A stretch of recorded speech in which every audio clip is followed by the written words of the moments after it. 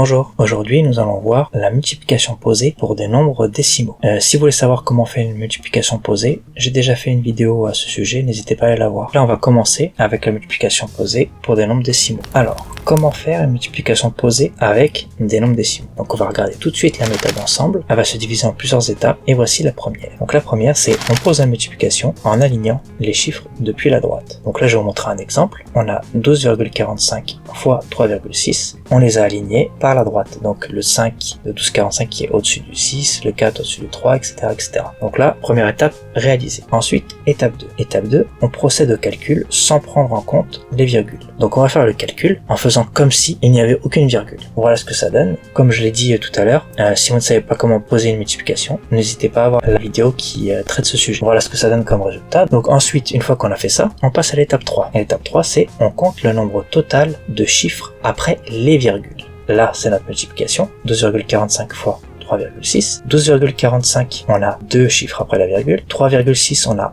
un chiffre après la virgule. Donc, le nombre total de chiffres après les virgules, c'est les deux chiffres du 12,45 et le chiffre de 3,6, c'est-à-dire 2 plus 1, on a 3 chiffres au total qui sont après les virgules, d'accord? Et enfin, la dernière étape, l'étape 4, on pose la virgule à notre résultat en mettant autant de chiffres après la virgule que le total calculé à l'étape 3. Donc cette phrase, peut-être qu'elle est un peu compliquée à comprendre, et vous allez voir, c'est très simple. On repart sur l'exemple. Dans l'étape précédente, on a dit qu'on avait compté un total de 3 chiffres après les virgules. Eh ben, qu'est-ce qu'il faut faire? Notre résultat doit avoir 3 chiffres après la virgule. Donc, on place notre virgule ici, après le deuxième 4, et on a bien 3 chiffres après la virgule. Donc, 12,45 fois 3,6, c'est égal à 44,820. Et bien sûr, comme vous savez, le 0 à la fin, il n'est pas utile, donc on peut dire aussi que 12,45 fois 3,6, c'est 44,82, d'accord? 44,820 ou 44,82, c'est la même chose. Donc ben voilà pour cette vidéo, j'espère que ça vous a plu. N'hésitez pas à vous abonner, à liker, à partager, à commenter, et en attendant, je vous dis au revoir,